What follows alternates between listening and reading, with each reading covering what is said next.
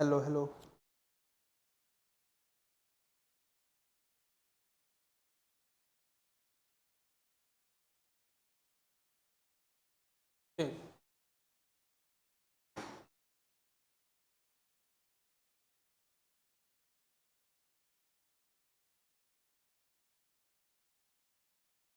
Hello my YouTube family, कैसे हैं आप लोग? आई होप आप सभी लोग अच्छे होंगे। जैसा कि हम लोग जानते हैं कि हम लोगों ने प्रीवियस क्लासेज में बियोवुल्फ से लेकर के चौसठ तक के इम्पोर्टेंट ऑब्जेक्टिव्स को डिस्कस किया था। उसी चेन में today we will be discussing about from चौसठ टू मार्लो। ठीक ना? कहाँ से कहाँ तक डिस्कस करना है आज हम लोग को, अपने लोग को चौसठ से लेकर के मार्लो तक के important advanced MCQs which can be asked in the examination or which had been asked in the examination, उसको आज हम लोग अपने MCQ और explanation के साथ देखने वाले हैं। This is me, Utkarsh Umang, GRF qualified in December 2024 with 99.32 percentile and currently I am doing research. Okay, ठीक, this is me and if you want to study these types of questions perfectly and in the offline batch or in the online section with the personal guidance, you can contact with me from our number 9334617677. Our institute is Tejas Academy near LNMU campus, Bhandar Chowk, okay, at in front of Kadhalbari. Okay, if you want you can come and join in the offline batch, otherwise you can also join the same lecture at the online course, ठीक, with the affordable prices. Okay, I hope आप लोग मेरी बातों को समझ पा रहे हैं। ठीक, चलिए अब हम लोग अपनी क्लासेज को स्टार्ट करते हैं। अच्छा, सबसे पहले हम लोग को यहाँ पढ़ने का मोटिव क्या होगा? क्या हम लोग यहाँ बस ये 25 क्वेश्चंस को पढ़ के उसके ऑब्जेक्टिव्स को याद कर लेंगे या उसके आंसर्स को याद कर लेंगे? क्या मेरा इतना ही मोटिव है? नहीं, इतना मेरा मोटिव नहीं है। तो यहाँ हम लोग का मोटिव होगा क्या? यहाँ अपने लोग का मोटिव होगा कि हर एक क्वेश्चंस को समझना, पॉइंट वाइज उसको नोटिस करना और उसके बाद उसके हर एक ऑप्शन को एनालाइज करना। अगर ये आंसर है तो ये आंसर ही क्यों है, इसके अलावा कोई दूसरा आंसर क्यों नहीं हो रहा है, इस चीज पर हम लोग फोकस करने वाले हैं। ठीक है, तो द फर्स्ट क्वेश्चन इज, और हाँ, इसमें ये जितने भी क्वेश्चंस हैं इसमें आपको सारे क्वेश्चंस नेट या जेआरएफ एग्जाम के लेवल के ही मिलेंगे। ठीक है ना? थोड़े एनालिटिकल टाइप के हैं, तो आप लोग घबराइएगा नहीं। अगर ना आए तो आप लोग उसको एक बार दो बार वीडियो पॉज करके फिर से देखिएगा, समझिएगा और अटेम्प्ट मारिएगा। नेक्स्ट अटेम्प्ट में आपका ये क्वेश्चन बन जाएगा। और जितना क्वेश्चन आपके नहीं बन पा रहे हैं तो आप एक डायरी में उन सारे क्वेश्चंस को नोट करके फिर से उसको रिविजन करिए। ठीक है, चलिए आइए हम लोग देखते हैं। The very first question is, arrange these renaissance milestones in order. First, Caxton prints Canterbury Tales. Second one is Moore's Utopia. Another one, Marlowe's Dr. Faustus and Shakespeare's Hamlet. You all will have to arrange these four events of the history of English literature. ठीक ना? ऐसे ही आपको examination में question मिलेंगे। Chronology के question अगर आते हैं आपको तो कुछ इसी प्रकार से क्रोनोलॉजी के क्वेश्चन आपको देखने को मिलेंगे। इवेंट वाइज क्रोनोलॉजी आपको तैयार होनी चाहिए। जैसे the first one is Caxton prints Canterbury Tales. When William Caxton did print Canterbury Tales. ठीक, second, Moore's Utopia. Third one is Marlowe's Dr. Faustus and the last one is Shakespeare's Hamlet. बताइए। अब देखिए, यहाँ अगर हम लोग देखें तो सबसे पहला अगर ऑप्शन होगा इसमें तो कौन सा होगा? जो ऑप्शन ए से स्टार्ट होगा, 1 से स्टार्ट होगा, क्योंकि प्रिंटिंग का काम सबसे पहले हुआ होगा इंग्लैंड में, उसके बाद ही और कोई काम हुआ होगा। तो आइए हम लोग देखते हैं। अगर इस ऑप्शन से अगर हम चलें तो ये भी गलत हो जाएगा मेरा, ये भी गलत हो जाएगा, ये भी गलत हो जाएगा। The right option will be option A. ठीक है, 1 2 3 4 and this is the correct option. ठीक, आई होप आप लोग समझ पा रहे होंगे because Moore's Utopia has been published in 1516 and 1551, first in the Latin language and second in the English language, and Caxton's Canterbury Tales was published around 1476-78, इसके around में publish हुआ है. डॉक्टर फॉस्टस और हैमलेट आपको 16 कितना के आसपास में पब्लिश हुआ है, 1600 के आसपास में क्या पब्लिश हुआ है, हैमलेट पब्लिश हुआ है. तो फर्स्ट ऑप्शन हो जाएगा आपका, यही होगा राइट आंसर. चलिए आइए नेक्स्ट देखते हैं. तो ये देखिए 1601 शेक्सपियर के Hamlet, 1592 Marlowe, 1516 Thomas More Utopia and 1478 हो गया आपको कैंटरबरी टेल्स. ठीक है, the right option will be 1, 2, 3 and 4. Okay, I hope आप लोग समझ पा रहे होंगे. 1478 Caxton prints Chaucer's Canterbury Tales marks the birth of English print culture. 1516 Thomas More publishes Utopia. हाँ, एक चीज और आप लोग यहाँ रिमेंबर रखिएगा, याद रखिएगा कि 1516 Utopia publish okay in Latin language, okay, and in 1551 Utopia published in English language. Okay, these two exam related points you all will have to remember. ठीक,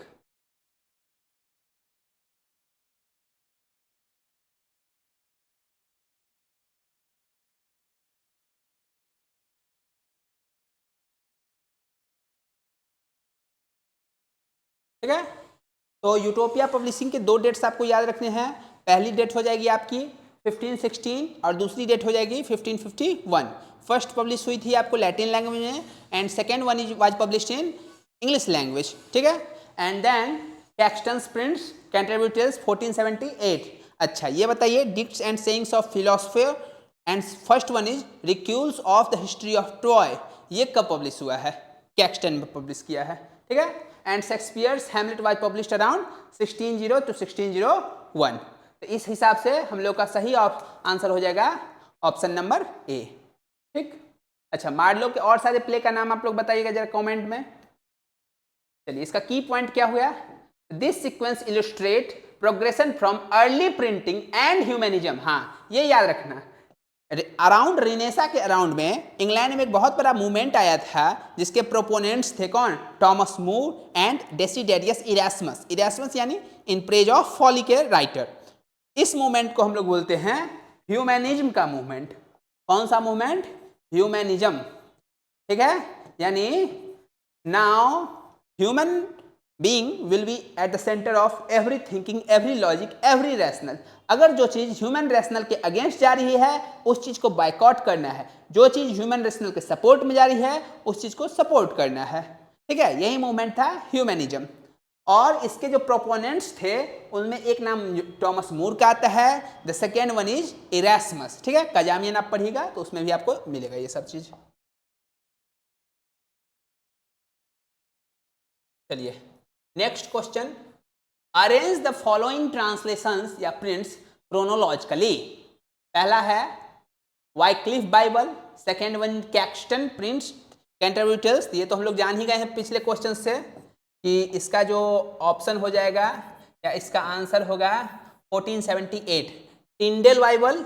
अब now it is up to you that you will have to know what is Tyndale Bible, what is King James Bible, what is Wycliffe Bible, what is Coverdale Bible, what is Geneva Bible, what is new Bible, what is Bishops' Bible. ठीक है, ये सारा आपके duty है कि आप इन सारे Bible और उनके डेट्स को याद रखेंगे. ठीक है, तो बताइए वाइक्लिफ बाइबल कब आएगा? तो अगर हम लोग हल्का फुल्का भी लिटरेचर पढ़े होंगे तो हम लोग जानते हैं कि Wycliffe was called as a morning star of reformation. यानी Wycliffe was the first person in the English of history literature, history of English literature, who attempted to translate Bible from Latin Vulgate language to local vernacular language. He was the first person. So that's why we all will be knowing that Wycliffe's Bible will be first in the history of Bible publishing. ठीक है, first in number. यहां से अगर हम लोग देखें तो option A, either option A और option C will be the correct one. So by eliminating the wrong answers, we can eliminate option B and option D. तब मेरे पास क्या बच गया? Option A and option C बच गया है. ठीक, अब इस दोनों में से हमको चूज करना है. कौन सा चूज होगा? अच्छा देखिए, अब इस दोनों में अगर हमको चूज करना है तो हम फिर से सोचेंगे. क्या सोचेंगे हम फिर से? देखो यहाँ क्या लिखा हुआ है, किंग जेम्स बाइबल. अब आप लोग ये जानते हैं कि जब हम लोगों ने जैकोबियन एज के बारे में पढ़ा था स्टार्टिंग के लेक्चर्स में, तो हम लोगों ने जाना था कि King James first who are the ruler of Jacobean era in the England, उनके टाइम में एक बहुत ही मेजर काम हुआ था रिलीजन को लेकर के. वो हुआ था बाइबल का पब्लिशिंग, और that publishing will be around 1611. ये डेट बहुत इंपॉर्टेंट है. बीपीएससी टीआरई में ये डेट पूछा जा चुका है, और नेट के भी बहुत पहले के क्वेश्चंस में आपको ये डेट मिल जाएंगे. अभी के क्वेश्चंस में तो नहीं है, बट पहले के क्वेश्चंस में ये डेट स्पेसिफिकली पूछा गया है. तो हम लोग देखते हैं कि सबसे लास्ट में ये काम हो गया किंग जेम्स बाइबल, और स्टार्टिंग हो गया वाइक्लिफ बाइबल से. तो हम लोग पता करेंगे भाई ऑप्शन 4 किस में लास्ट में, तो सब में लास्ट में आ गया ऑप्शन 4. ठीक है, लेकिन इधर से हम लोग देखे थे तो ऑप्शन बी और ऑप्शन डी कट गया था. फिर से मेरे पास बच गया ऑप्शन ए और ऑप्शन सी. और अभी जस्ट हम लोगों ने देखा था कि कैक्सटन पब्लिश्ड या प्रिंट कैंटरबरी टेल्स इन 1478. ठीक, and Tyndale Bible was published around 1525. Okay, तो यानी ये पहले आ जाएगा, ये उसके बाद होगा, और ये उसके भी बाद होगा. यानी 2 3 4 2 3 4 and the correct option will be option 1. ठीक है, आई होप आप लोग समझ पा रहे होंगे मेरी बातों को कि बाइबल का फर्स्ट पब्लिशिंग कौन किया था? वाइक्लिफ ने किया था, और इसी के कारण वाइक्लिफ को क्या बोला जाता है? Morning star of reformation. Wycliffe ने एक और मूवमेंट भी स्टार्ट किया था. उस मूवमेंट का नाम था लोलार्ड्स मूवमेंट, और इसमें एक बहुत ही फेमस लीडर आए थे जिनका नाम था जॉन पुरवे. आई होप आप लोग इन बातों को याद रखिएगा. तो इसका आंसर हम लोगों ने क्या देखा कि वाइक्लिफ बाइबल सबसे पहला, उसके बाद 1384 के आसपास में आया था. Caxton prints Canterbury Tales 1478, Tyndale Bible हो गया आपको 1525, and King James Bible 1611. Okay, now next question. तो ये देखिए यही लिखा हुआ है 1384, 1478, 1525 एंड 1611 टिंडेल बाइबल. और उसके बाद फिर एक और बाइबल आया था जिसका नाम था कवरडेल बाइबल, ठीक इसके 10 साल बाद 1535. टिंडेल बाइबल, कवरडेल बाइबल, और सबसे स्टार्टिंग में बाइबल कौन सा ट्रांसलेशन हुआ है? वाइक्लिफ के द्वारा. कब किया? 1384 में किया, जिसके कारण वाइक्लिफ को क्या बोला जाता है? मॉर्निंग स्टार ऑफ रिफॉर्मेशन बोला जाता है. Okay, this sequence demonstrates evolution of English literary culture. First one is manuscript translation from Latin Vulgate to local vernacular language, then early printing, then Reformation influence, Tyndale Bible, and then final national religious standardization. हाँ, ये बहुत जरूरी चीज था, क्योंकि after the King James Bible, Christian religion got standardized form, and in the whole world King James Bible was recognized as a unique or as a major text to follow Christian religion. अगर आपको Christian religion follow करना है आज के time में, और वो Anglican होगा, तो आप लोग किस बाइबल पर रिलाई करिएगा? आप लोग किंग जेम्स बाइबल पर रिलाई करिएगा. ठीक है, चलिए next question. Which thematic concert is common to both Sidney's Astrophel and Stella and Shakespeare's sonnets? अब देखिए यहाँ किसका नाम आ रहा है? फिलिप सिडनी का. अब फिलिप सिडनी का नाम आते ही आप लोगों के दिमाग में क्या क्या क्वेश्चंस आने चाहिए ये बताइए सबसे पहले.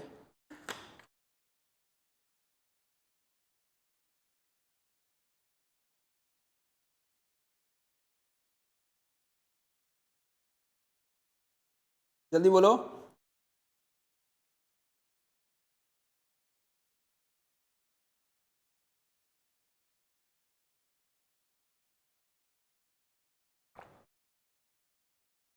सबसे पहले फिलिप सिडनी का नाम लेते ही हमारे दिमाग में इनके सारे वर्क्स आने चाहिए। पहला Astrophel and Stella, second defence of poesy, and the third one is, आप लोग कमेंट में बताइए। ओके, एस्ट्रोफेन एंड स्टेला ये किसको डेडिकेट किया गया है? तो फिलिप सिडनी की एक लव इंटरेस्ट थी जिनका नाम था पेनेलोपे डेवरेक्स, उनको ये डेडिकेट किया गया है। जैसे W.B. येट्स की लव इंटरेस्ट थी mod gone, in the same fashion Philip Sidney has a love interest. The name of that love interest is Penelope. I hope I am not pronouncing it right. आप लोग एक बार इसका pronunciation देख लीजिएगा, Deverax। ठीक है, ये थी फिलिप सिडनी की लव इंटरेस्ट। और फिलिप सिडनी इनसे क्या करते थे? वन साइड लव करते थे। One side lover was Philip Sidney. तो इनको ही इन्होंने फिलिप सिडनी ने क्या लिखा है? एस्ट्रोफेन एंड स्टेला, और डेडिकेट किसको किया? अपने लव इंटरेस्ट पेनेलोपे डेवरेक्स को। ठीक, और ये क्या थे? वन साइडेड लवर थे। कौन? Philip Sidney. तो इसमें Astrophel and Stella, Stella symbolizes Penelope Devereux and Astrophel was Philip Sidney. ठीक है, तो इनकी जो वन साइडेड लव स्टोरी थी उसका ही डिस्कशन किया गया किसमें? एस्ट्रोफेल एंड स्टेला में, यानी अनरिक्विटेड लव, यानी the love which has not completed till now. और उसके बाद एक और है शेक्सपियर सोनेट। तो अगर आप लोग शेक्सपियर के सोनेट को पढ़िएगा और अगर आप उसमें सोनेट नंबर 116 को पढ़िए या किसी भी उनके डार्क लेडी के एड्रेस किए हुए सोनेट को पढ़िए, तो उसमें आप ये पाइएगा कि शेक्सपियर भी प्यार में काबिल नहीं हुआ था, यानी प्यार में सफल नहीं हो पाया था, जिसके कारण शेक्सपियर अपने हर एक लव सोनेट्स में अनरिक्विटेड लव की चर्चा करता है। ठीक है, तो दोनों में क्या देख रहे हैं? दोनों में प्यार अधूरा हो गया है। आप लोग सिडनी का जितने भी वर्क्स हैं उसका नाम, उसके फेमस थीम कमेंट में लिखिएगा ही लिखिएगा। ठीक है, तो इसका जो आंसर हो जाएगा वो हो जाएगा unrequited love and immortalization through poetry. Okay, the correct option will be A. चलिए आगे देखते हैं हम लोग नेक्स्ट। अगर आप लोग चाहते हैं इसी तरीके के हाई लेवल क्वेश्चंस को करना और उसी के साथ साथ थ्योरी और कॉन्सेप्ट को लेयर बाय लेयर समझना, तो आप लोग 9334617677 और 9006766056 पर कांटेक्ट कर सकते हैं। ठीक है, आइए हम लोग नेक्स्ट क्वेश्चन देखते हैं। हाँ, इसका एक्सप्लेनेशन देख लीजिए। प्रेजेंट्स पोएट्स पैशन, देखो अब यही लिखा हुआ है, presents poet's passion for Stella. ठीक है, ए लार्जली अनअटेनेबल बिलव्ड, देख रहे हो, unattainable which cannot be attained. ठीक, use a sonnet sequence to explore desire, rejection and poetic self expression, emphasizes how poetry itself grants permanence to fleeting emotion।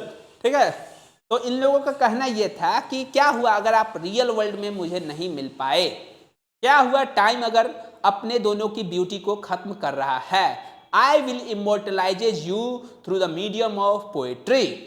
समझ रहे हो, poetry के माध्यम से मैं आपको इमोर्टलाइज कर दूंगा, लेकिन आपको मैं अपने से दूर नहीं जाने दूंगा।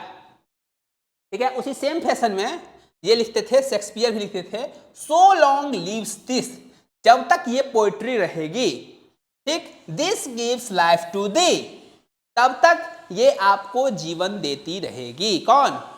किसको जीवन मिलेगा? दी यानी बिलवेड को, डार्क लेडी को। और कौन जीवन देगा? तो ये पोएट्री। यहाँ पोएट्री के इमोर्टलाइजिंग पावर को बताया जा रहा है। समझ रहे हो, आज चूंकि शेक्सपियर ने ये सोनेट लिखा है तब तो आज 2025 में भी हम लोग पढ़ पा रहे हैं, 2025 में भी यही है। Includes unrequited love in the fair youth sequence and darker passion in the dark lady sonnets. समझ में आ गया?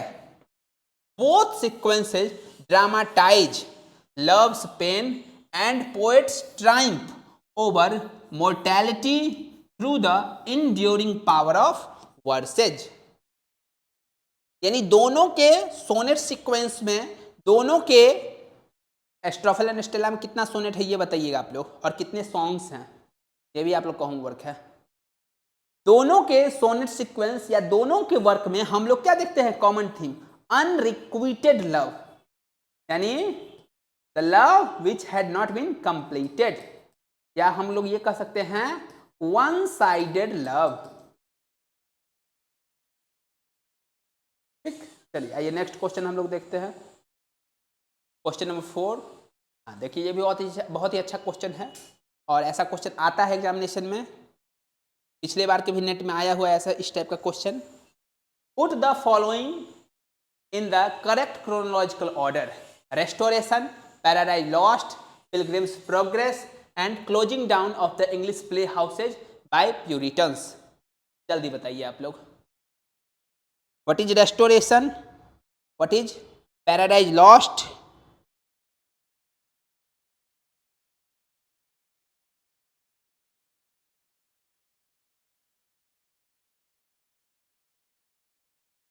देखिए रेस्टोरेशन कब हुआ है? अराउंड 1660s, इस समय में आपका रेस्टोरेशन हुआ है। Closing down of the English play house bye Puritan, ये होगा, इसके बाद ही रेस्टोरेशन होगा। तो ये आपको 1642 या 43 के आसपास में ये हुआ है। ठीक है, pilgrims progress and paradise lost. तो देखिए स्टार्टिंग किससे होगा? स्टार्टिंग होगा कोड नंबर ऑप्शन नंबर 4 से, यही हो जाएगा अपने लोग का ऑप्शन। ठीक है, उसके बाद number 1 restoration, then we have paradise lost, then we have pilgrim's progress. Who wrote pilgrim's progress? बताइएगा आप लोग, क्या ये ऑप्शन होगा? नहीं होगा। ये होगा? नहीं होगा। ये होगा? नहीं होगा। ठीक, देखिए यहाँ लिखा भी हुआ है 1642 closing down of the English play house by Puritans during the civil war. Second, restoration of monarchy under Charles the second, theatres reopened. ठीक, 16, ये दोनों याद रखना। 1667 Milton's Paradise Lost first edition published, and 1678 Bunyan's Pilgrim's Progress published. आप लोग बताइएगा pros में बनियंस ने क्या क्या लिखा था? ठीक है, दिस सीक्वेंस रिफ्लेक्ट्स, अब ये सीक्वेंस क्या रिफ्लेक्ट करता है? Political and religious turbulence of 17th century England, moving from Puritan suppression. First, Puritan suppressed all the theatrical and entertainment activity. Then, Restoration came, and during the Restoration, all the theaters will open again. Then, we have Milton's epic poetry, Bunyan's allegorical prose. ठीक, allegorical work है. What is allegory? ये भी आप लोग को बताना है. Now, question number 4. Arrange these works in thematically from religious allegory to humanist idealism to individual ambition to psychological complexity. अब देखो इसका ऑप्शन या इसका हिंट हम लोगों ने पहले ही दिया हुआ है। कहाँ पर दिया था? अभी इससे थोड़ा देर पहले हम लोगों ने एक क्वेश्चन डिस्कस किया था जिसमें हम लोग ह्यूमनिज्म के बारे में बात किए थे, और उसमें हम लोगों ने बताया था कि ह्यूमनिज्म का नाम जहाँ भी आएगा वहाँ हम लोग किसका नाम लेंगे? टॉमस मूर का नाम लेंगे, और उनके वर्क यूटोपिया का नाम लेंगे। ठीक है, तो ह्यूमनिस्ट आइडियलिज्म कौन हो जाएगा? यूटोपिया हो जाएगा, यानी सेकेंड नंबर में यूटोपिया आएगा। कहाँ कहाँ है सेकेंड नंबर? ये देखो, यानी ये ऑप्शन नंबर ए जो है वही करेक्ट होगा। ये कैसे?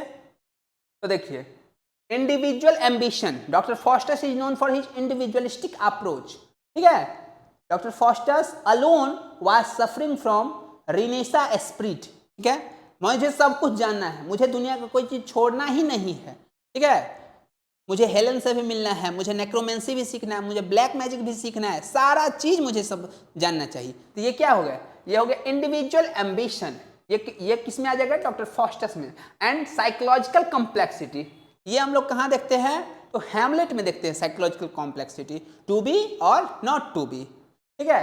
And first one is allegory. Allegory कहाँ देखेंगे हम लोग, एवरीमैन में। एवरीमैन, मैग्निफिसेंस, ये जब एलेगोरिकल प्ले था, starting of the drama, mystery, miracle, morality play, याद है ना, उसमें है ये sir.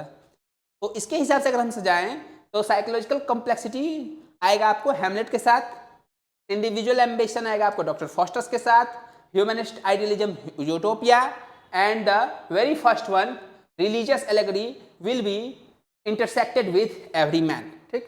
Correct answer will be option number A, ठीक है। चलिए क्या देखिए लिखा हुआ है, Everyman a medieval morality play centered on religious allegory of salvation and death, utopia 1516। आप लोग यूटोपिया का डेट याद रखिएगा, ठीक है। Represents human idealism combining classical learning with vision of a better society.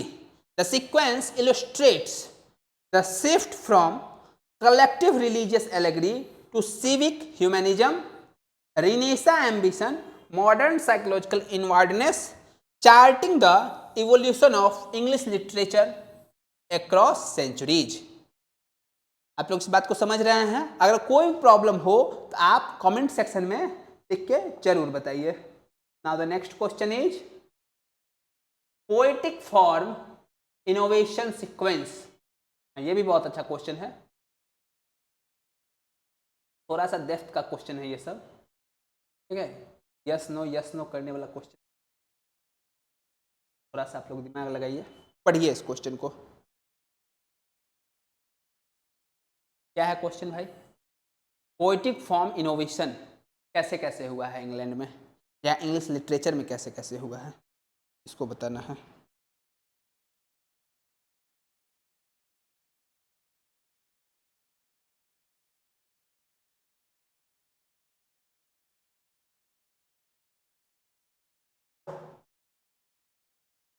देखिए, how English literature developed in its poetical aspect, ये question पूछ रहा है। तो देखिए सबसे पहले क्या आ जाएगा, सबसे पहले हम लोगों ने देखा था सोनेट का डेवलपमेंट हुआ था, और सोनेट में भी किस टाइप के सोनेट का डेवलपमेंट सबसे पहले हुआ था, पेट्रार्कियन सोनेट का डेवलपमेंट हुआ था। तो स्टार्टिंग हम लोग कहाँ से करेंगे, पेट्रार्कियन सोनेट से करेंगे। तो देखिए पेट्रार्कियन सोनेट से अगर हम लोग स्टार्ट करें तो आइदर डी ऑप्शन और option number A will be correct. क्या ये होगा, नहीं। स्पेंसरियन नहीं होगा। क्या शेक्सपियरियन होगा, नहीं होगा, ठीक है। पेट्रार्कियन से स्टार्ट होगा। अब हम लोग देखेंगे पेट्रार्कियन के बाद क्या हुआ था, आप लोग देखे थे, उसमें थोड़ा सा मॉडिफिकेशन किया गया था और शेक्सपियर ने उसको फ्लरिश किया था, और वैसे सोनेट को हम लोग शेक्सपियरियन सोनेट कहते थे। और पेट्रार्कियन के बाद आ जाएगा शेक्सपियरियन क्वार्टेन कपलेट सिस्टम, ठीक है। 3 क्वार्टेन 1 कपलेट। क्या इसमें है, इसमें स्पेंसरियन आ गया, तो ये ऑप्शन गलत हो गया। इसका सही आंसर हो जाएगा आप लोगों का option number A, Petrarchan quatrain couplet system then Spenserian stanza, ठीक है। Option number A. Now the next question, हाँ ये देखिए लिखा हुआ है, Edmund Spenser creates a unique stanza form for the Faerie Queene, 9 line 8 line in iambic pentameter and 9th line will be the Alexandrine, that means iambic hexameter. Rhyme scheme will be AB AB BC BCC. This is the rhyme scheme of Spenserian stanza, and now it is your duty to tell the rhyming scheme of Chaucerian stanza or rhyme royal, and another one is the terma rhyma rhyming scheme. ये दोनों आप comment में लिखिए, ठीक है। Shakespearean stanza, ये इसमें क्या होता था भाई, इसमें होता था 3 quatrain A B C D E F and 1 rhymed couplet that is G G, okay. Shakespeare के जितने भी राइम सोनेट्स हैं वो सारे सोनेट्स आपको इसी पैटर्न में लिखे गए हैं।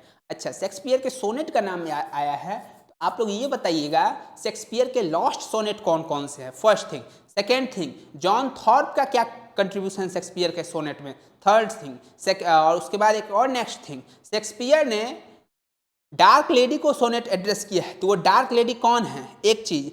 एक दूसरा क्वेश्चन, शेक्सपियर के ने 126 सोनेट्स मिस्टर WH को डेडिकेट किया। वो मिस्टर WH कौन है उसके बारे में आप लोग बताइए। और उसके बाद एक मैगजीन आता है शेक्सपियर के सोनेट के नाम के साथ, जिसका नाम होता है पैशनेट पिलग्रिम। ठीक, इसका क्या कनेक्शन है शेक्सपियरियन सोनेट से। एक और बुक आती है जिसका नाम होता है शेक्सपियर नेवर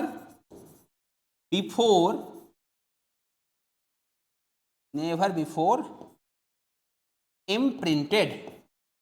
इसका क्या कनेक्शन है विलियम शेक्सपियर के सोनेट सीक्वेंस से, आप लोग का ये ड्यूटी है बताने का। ठीक है, पैशनेट पिलग्रिम का क्या है इंपॉर्टेंस शेक्सपियर के सोनेट से, Shakespeare sonnet never before imprinted का क्या है कंसेप्ट।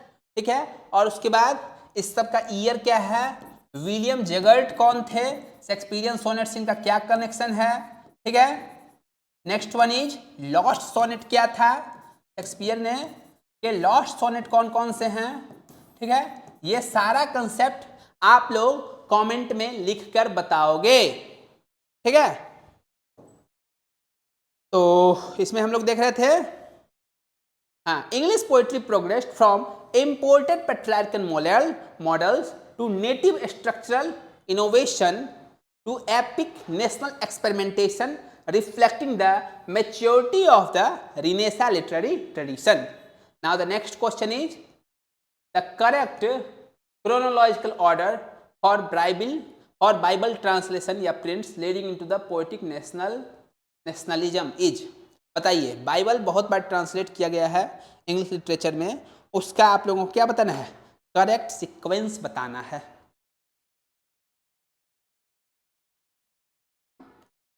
शेक्सपियर के जितने भी सोनेट्स हैं उनके ऊपर आप लोगों के क्या होना चाहिए, मास्टरी होनी चाहिए।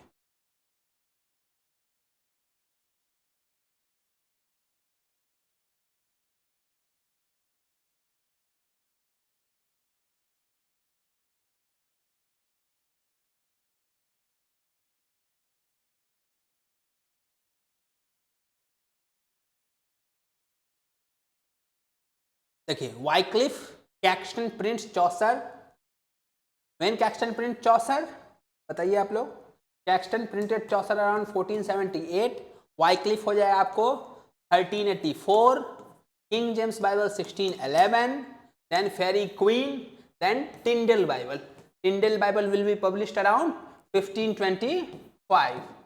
देख लो, मैंने हिंट भी दे दिया है। अब आप लोग जल्दी से बताओ इसका आंसर क्या होगा, जल्दी बताइए। क्या टिंडल बाइबल सबसे पहले आएगा, कभी नहीं आएगा। क्या कैक्सटन सबसे पहले आएंगे, नहीं आएंगे। वाइक्लिफ आएंगे, वाइक्लिफ आएगा, यानी ऑप्शन ए या ऑप्शन बी में कुछ कुछ होगा। अब नेक्स्ट बताइए आप लोग, थोड़ा सा दिमाग लगाओगे तो ये सब क्वेश्चन जो है ना, हलवा है, हलवा से भी आसान है। जल्दी बताओ, कमेंट्स में जल्दी से लिखिए। ये देखो, Wycliffe, Caxton prints, Chaucer, that means Chaucer's Canterbury, Tyndale, KJV, Faerie Queene. देखो, ये तो जानते हो क्योंकि फेरी क्वीन किसने लिखा है, स्पेंसर ने लिखा है। ठीक है, यानी ये किंग जेम्स बाइबल से पहले आएगी, ये बात क्लियर है, क्योंकि king James Bible Jacobian as में आया है और स्पेंसर साहब को बोला जाता है प्रीडिसेसर्स ऑफ क्या, रिनेसा राइटर के अगर कोई प्रीडिसेसर्स हैं तो उसमें स्पेंसर का नाम आता है। यानी अगर हम लोग देखें तो इसका आंसर जो होगा, करेक्ट आंसर होगा इसका ऑप्शन नंबर बी। क्या होगा correct answer, option number B होगा। ये देखते हैं कैसे होगा।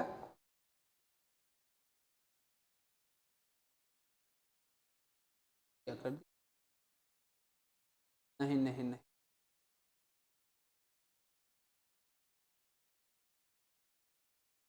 नहीं, ये गलती है, ठीक ना।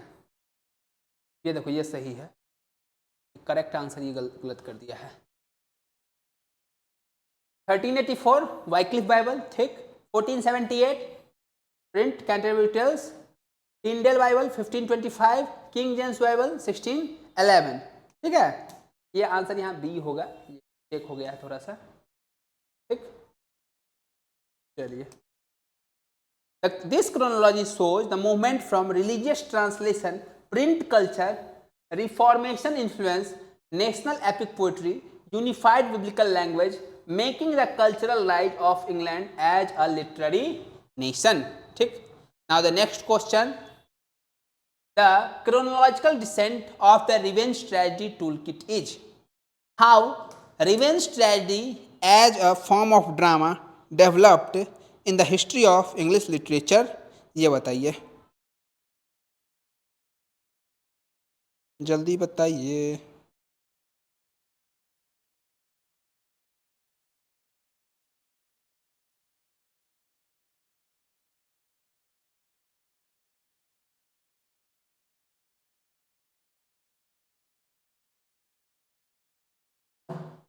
द क्रोनोलॉजिकल,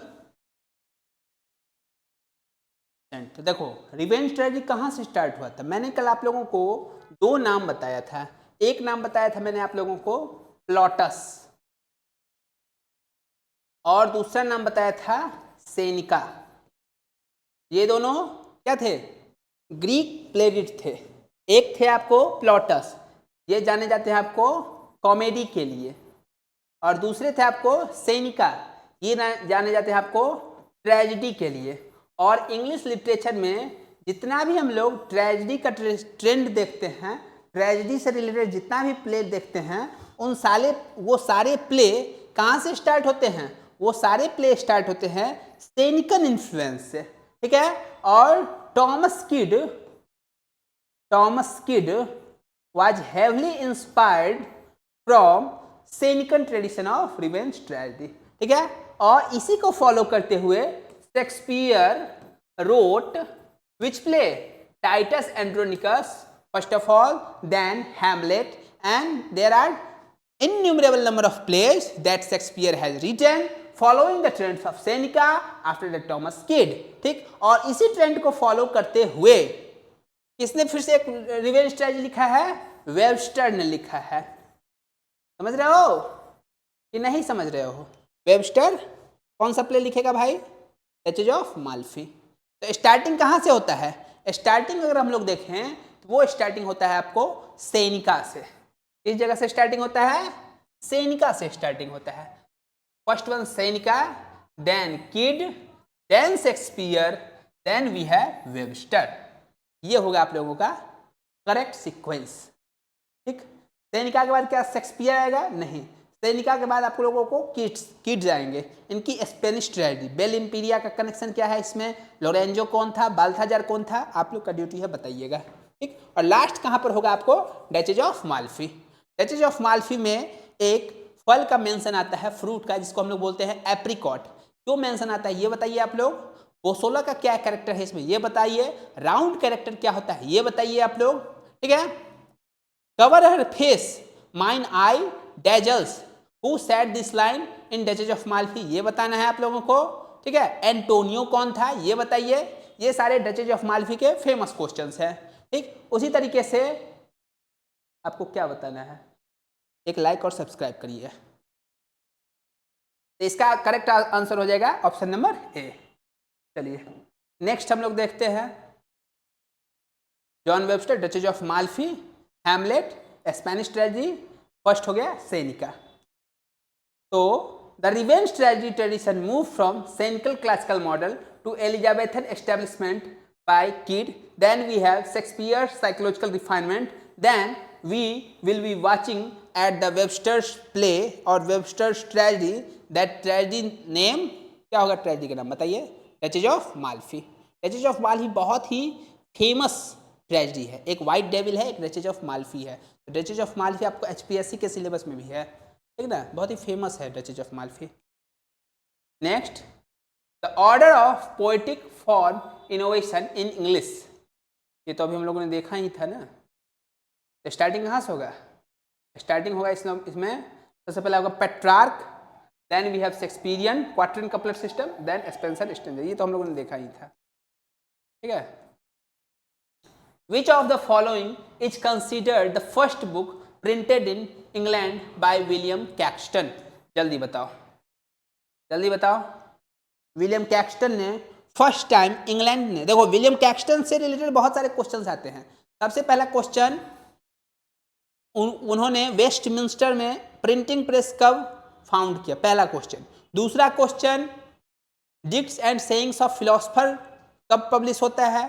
तीसरा क्वेश्चन, हिस्ट्री ऑफ ट्रॉय कब पब्लिश होता है। इसका आंसर तो हिस्ट्री ऑफ ट्रॉय है, इसमें कोई बड़ी बात नहीं है, ठीक है। उनका फर्स्ट पब्लिश बुक कौन सा है और उनका फर्स्ट पब्लिक बुक इंग्लैंड में कौन सा है। इसमें दो क्वेश्चन आते हैं, ठीक है। तो इसका सही आंसर हो जाएगा Caxton's recuyell of the history of Troy, option number C, ठीक। Malory's Morte d' Arthur, Arthurian legends, क्या आप लोग को पता है what is Arthurian and Arthurian legends.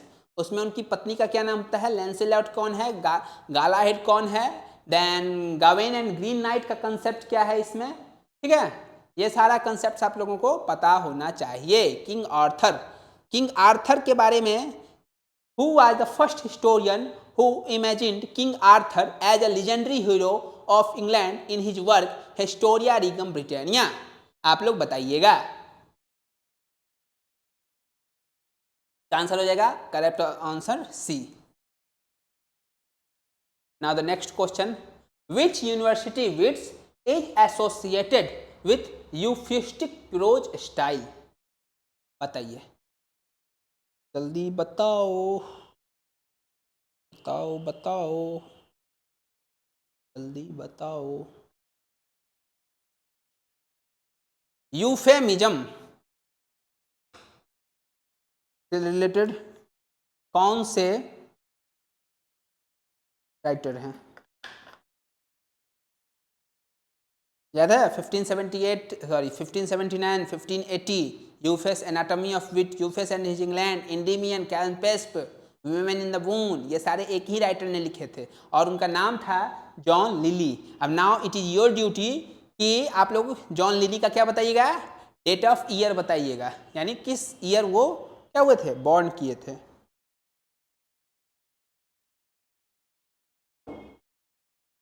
Euphemism से रिलेटेड कौन सा राइटर हो जाएंगे, जॉन लिली हो जाएंगे। कौन हो जाएंगे, जॉन लिली, ठीक। टॉमस नैश का डेट ऑफ बर्थ हो जाएगा आपको 1567, टॉमस लॉज, जॉन लिली का हो जाएगा 1554, मार्लो का हो जाएगा आप लोगों का कब 1564, ठीक है। ऐसे आप लोगों को ऑब्जेक्टिवली टिप्स पर सारे के डेट ऑफ बर्थ याद होने चाहिए, और ये दोनों बच गए, इन दोनों का है 1558 है, ठीक है। जब तक याद नहीं होगा तब तक प्रॉब्लम है। देखो लिखा हुआ है जॉन लिली 1550 और author of Euphues anatomy of wit, Euphues and his England 1580, develop euphuistic style में, that means highly ornate style. एक होता है किसी भी बात को कह दिए, एक होता है किसी भी बात को सजा के बना के बोलते हैं।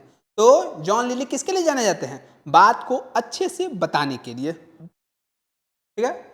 Highly ornate, balanced sentence, antithesis, alliteration, classical and natural imagery became a fashionable courtly prose style in Elizabethan England. Okay, Thomas Lodge known for prose romance, Rosalind, हाँ ये याद रखिएगा। टॉमस लॉज किसके लिए जाने जाते हैं, रोजालिंड के लिए। क्यों रोजालिंड हम लोग को क्यों जानना है, क्योंकि Shakespeare has based his famous play as you like it on Rosalind written by Thomas Lodge. Thomas Nash is known for his Unfortunate Traveler 1592.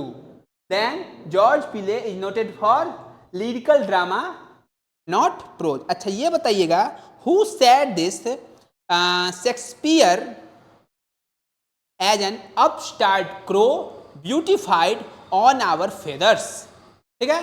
Who critiqued Shakespeare as an upstart crow, Shakespeare को upstart crow किसने बोला।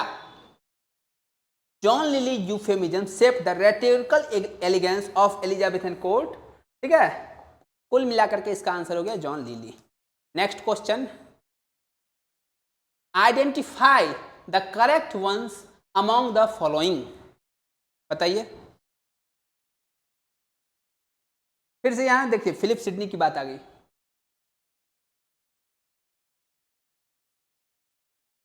जल्दी बताओ आप लोग, time मत लो।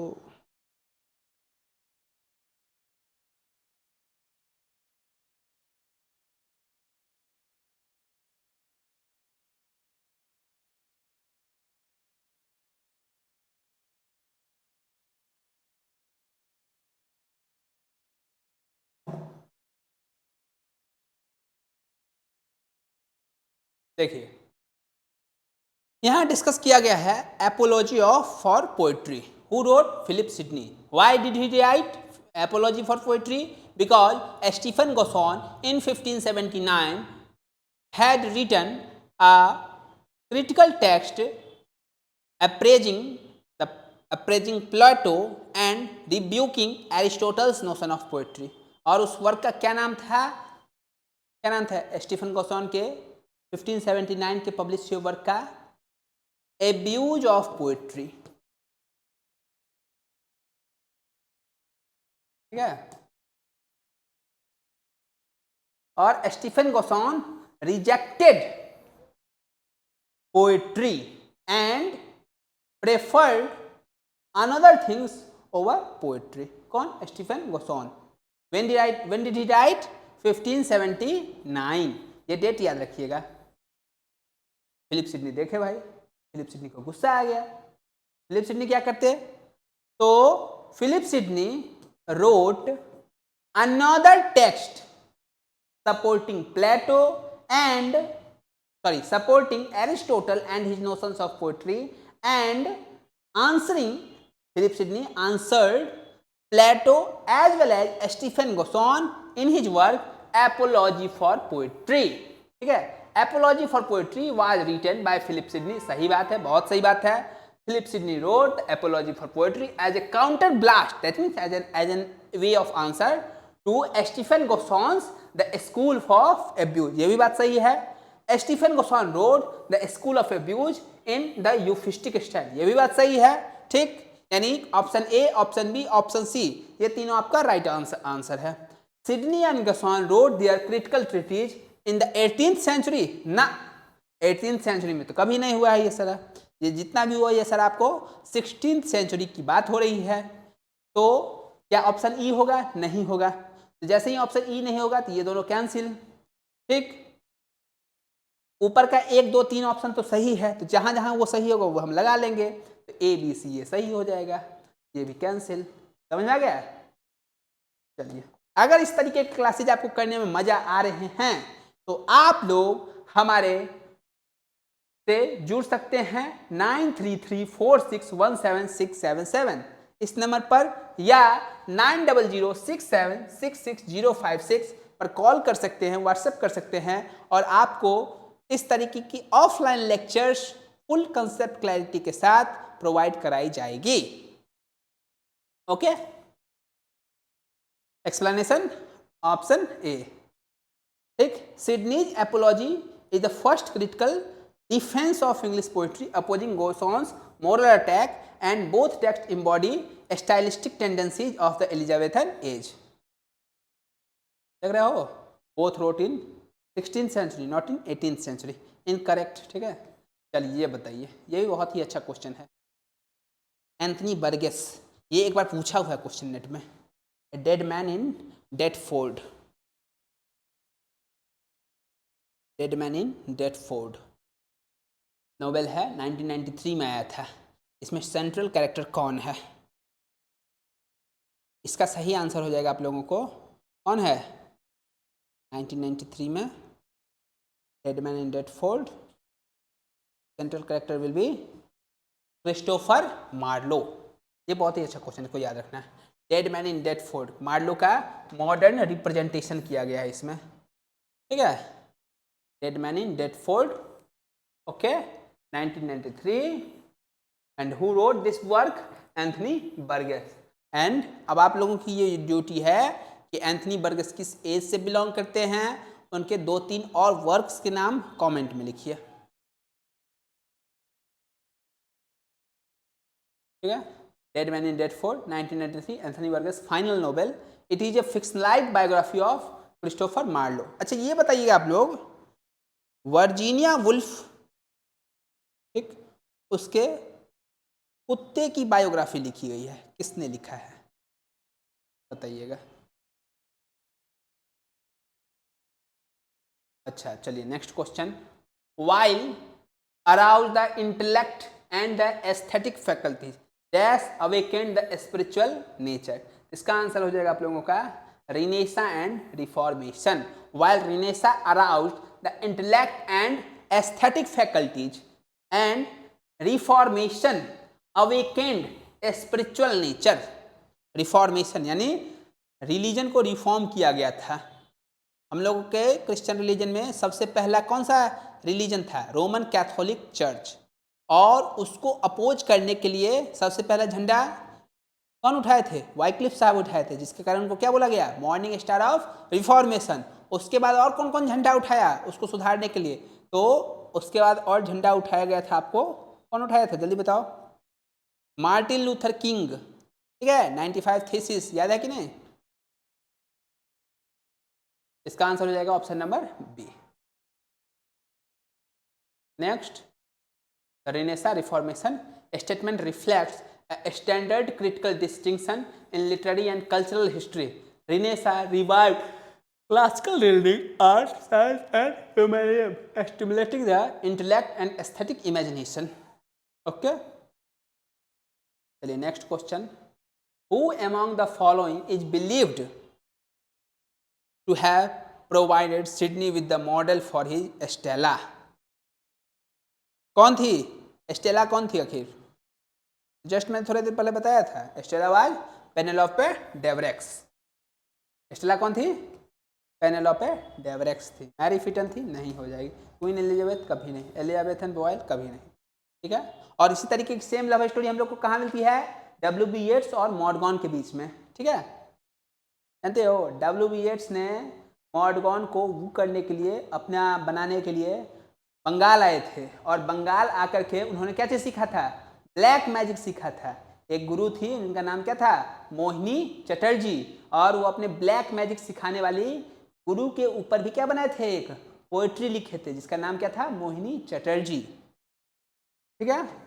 Next question. A distinguished writer of essays Charles Lamb also wrote the following with his sister. Charles Lamb ने एक एसे लिखा था शेक्सपियर के स्टोरीज के ऊपर. ठीक है, शेक्सपियर की जितनी भी स्टोरीज हैं वो सारी तो प्ले है ना जी. तो चार्ल्स लैम्ब ने उसको किस फॉर्म में लिखा था? चार्ल्स लैम्ब ने उसको लिखा था स्टोरी के फॉर्म में. तो आप लोग बताइए इसका क्या होगा सही आंसर? इसका आंसर हो जाएगा टेल्स फ्रॉम शेक्सपियर. एक चीज़ और बताइएगा आप लोग.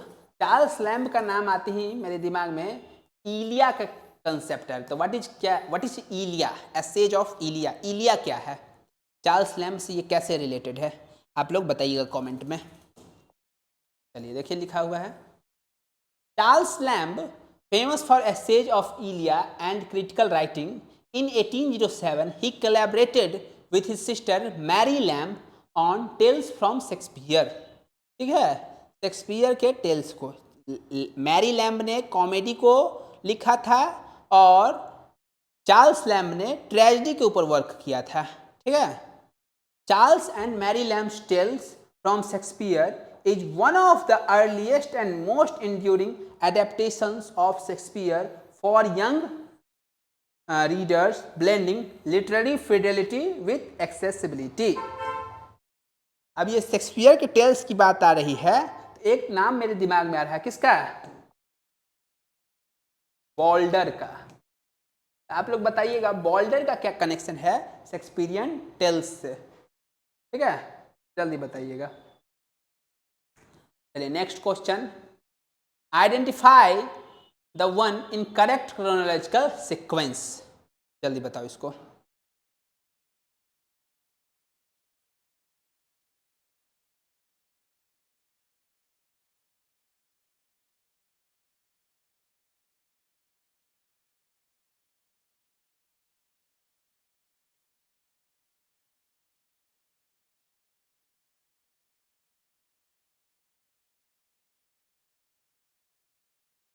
जल्दी बताओ.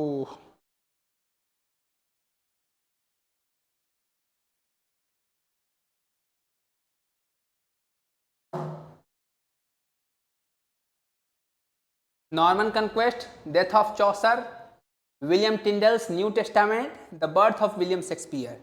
Norman Conquest 1066, Birth of William Shakespeare 1564. Okay, William Tyndale's New Testament हो जाएगा आपको 1525, टिंडल बाइबल। नेक्स्ट हो गया कवर्डेल, ठीक है। तो 1525, 1564 death of Geoffrey Chaucer and Norman Conquest. 2564 death of Chaucer, Chaucer का डेथ कब हुआ था? अराउंड 1400 में, और नॉर्मन कंक्वेस्ट 1066 में। तो यही तो ऑप्शन यही सही हमको लग रहा है। डेथ ऑफ चौसर, उसके बाद टिंडल नहीं, ये भी नहीं होगा। नॉर्मन कंक्वेस्ट, विलियम टिंडल्स नहीं, ये भी नहीं होगा। ऑप्शन ए होगा इसका आंसर। क्या होगा? Option A. चलिए हम लोग देखते हैं। देख रहे हो 1400 में चौसर का डेथ, टिंडल हो गया आपको 1525, और birth of William Shakespeare 1564, Norman conquest 1066। ठीक, this sequence traces the transition from medieval conquest to middle English literature, reformation translation to renaissance drama. क्या? चलिए next question. The year 1476, very famous year in the history of English literature. Why do we remember this year 1476? Because in the 1476 William Caxton established printing press in England, where at Westminster. कहाँ पर establish किया था? Westminster में establish किया था, इसीलिए 1476 को हम लोग जानते हैं। देख रहे हो, William Caxton set up first printing press at Westminster. This event revolutionised English literary culture, enabled wider circulation of Chaucer melody. भाई प्रिंट होने लगा तो बुक क्या होगा? Remote part of the country में फैलने लगेगी। ठीक है, key point 1476 printing revolution, the birth of modern English literary dissemination. Now the next question, 5-act structure of Elizabethan tragedy was inherited mainly from Seneca. किससे inherit होगा? सेनिका से। कौन चीज? 5-act tragedy। ठीक है, next question. The good angel and evil angel in Dr. Faustus demonstrate। बताइए, अभी तक तो हम लोग क्रोनोलॉजी वाइज क्वेश्चन किए थे, जो आजकल नेट का ट्रेंडिंग टॉपिक है। अब हम लोग कुछ अच्छा क्वेश्चन देखते हैं।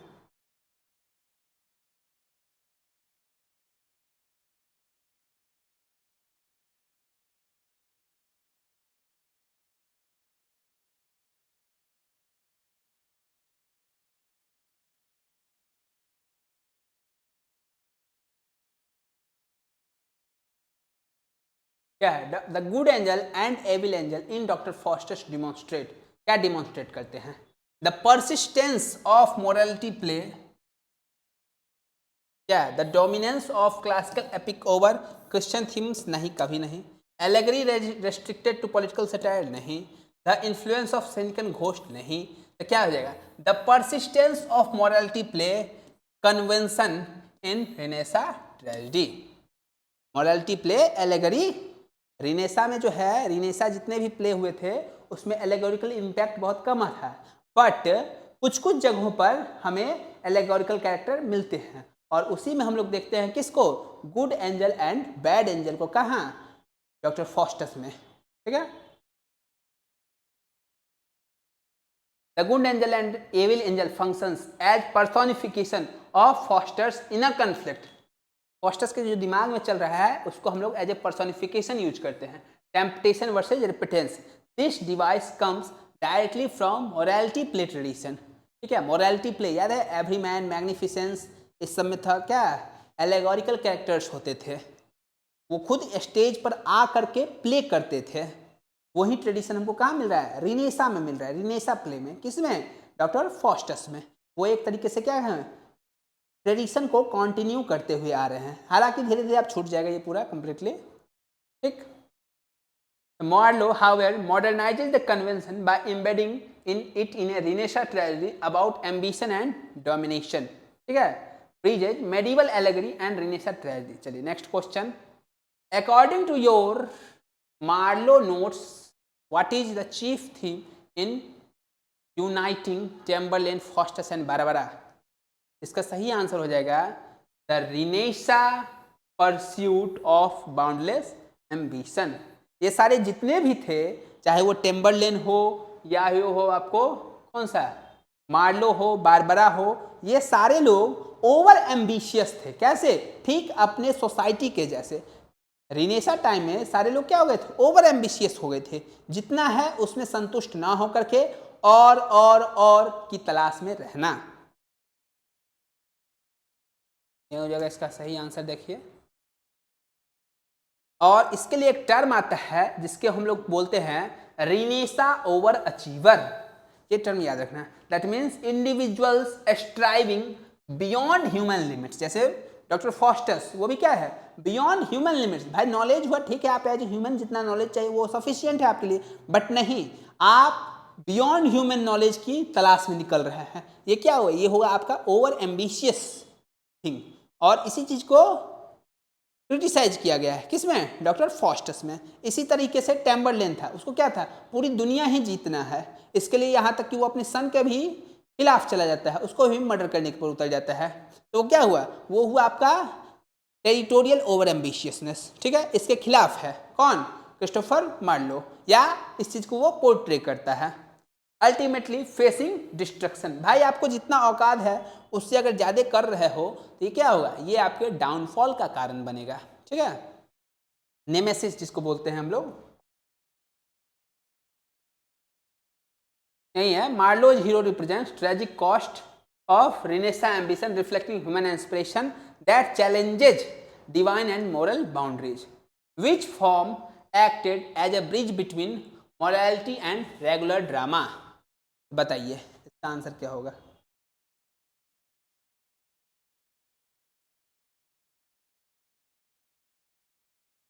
इसका आंसर हो जाएगा आप लोगों का इंटरल्यूड्स। याद रखना, क्या हो जाएगा? इंटरल्यूड्स।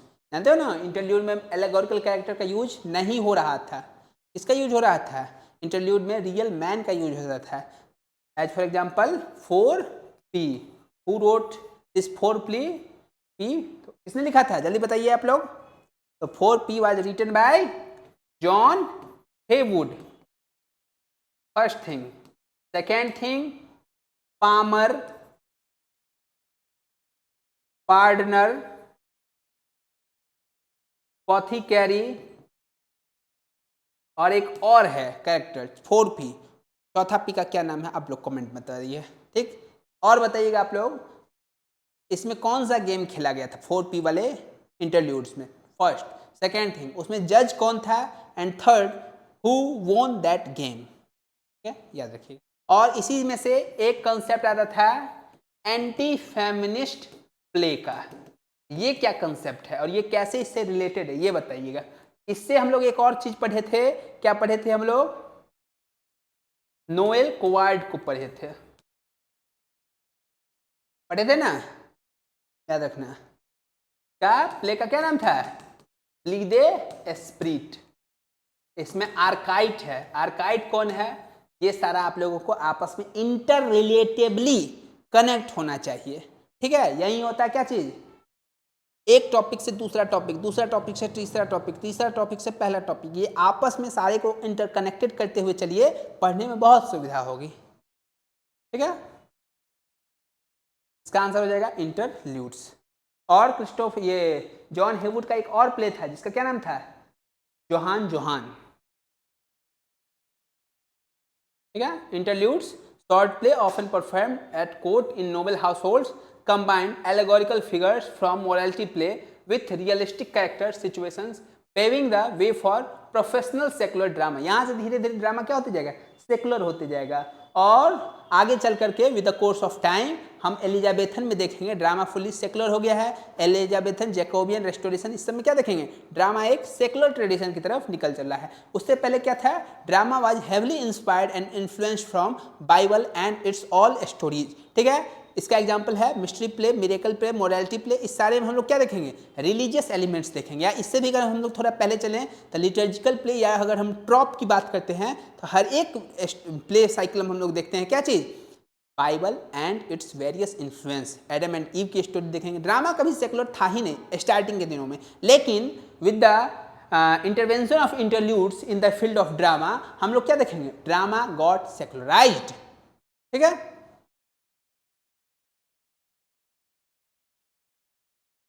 वही लिखा हुआ है,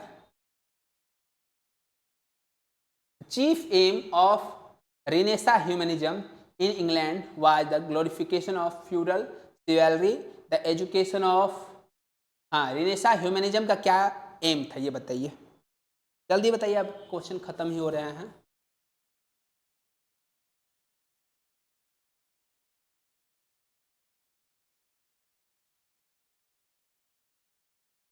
the creation of allegorical drama only, the rejection of classical learning, the education of a gentleman with moral training. इसका आंसर हो जाएगा, ह्यूमनिज्म का पर्पस क्या है भाई, ह्यूमन के ऊपर फोकस करना है, जेंटलमैन यानी ह्यूमन के ऊपर हम लोग को फोकस करना है, ठीक है, यही हो जाएगा ऑप्शन नंबर बी उसका आंसर हो जाएगा। चलिए next, which of the following is not a university Wits, इसमें से यूनिवर्सिटी विट्स कौन नहीं, बहुत ही सिंपल है इसका आंसर, फिलिप सिडनी। आप लोग बताइए यूनिवर्सिटी विट्स कौन कौन हैं, ठीक है, और उनके सातों यूनिवर्सिटी विट्स के नाम कमेंट सेक्शन में, 3 का तो मैंने यहाँ लिख ही दिया है। Next question, the murder of Marlowe, हाँ ये बहुत ही अच्छा क्वेश्चन है, has been linked to which contemporary playwright's testimony under torture, इसका सही आंसर क्या होगा आप लोग बताइए। कल हम लोग पढ़ेंगे इसके बारे में, क्लास में बहुत ही डिस्कस अच्छे से करेंगे कि how Marlowe was murdered and how his conspiracy theory was spread all over the England. इसका सही आंसर हो जाएगा थॉमस किड। ब्लास्फेमी का केस लगा था किसके ऊपर, मार्लो के ऊपर, और ऐसा बोला जाता है वो ब्लास्फेमी के केस में किसने फंसाया था, थॉमस किड ने फंसाया था, ठीक है। चलिए, और इसी तरीके के लेक्चर्स अगर आपको चाहिए वो भी हाई लेवल के, तो आप लोग बेफिक्र होकर के तेजस एकेडमी ज्वाइन कीजिए। यहाँ आपको ऑफलाइन और ऑफलाइन एंड ऑनलाइन दोनों सुविधा में क्लासेस दी जाएंगी, और जिससे आप लोगों का ओवरऑल लिटरेचर के प्रति क्या होगा, इंटरेस्ट डेवलप होगा, ठीक है। चलिए इसी के साथ all the best, good luck.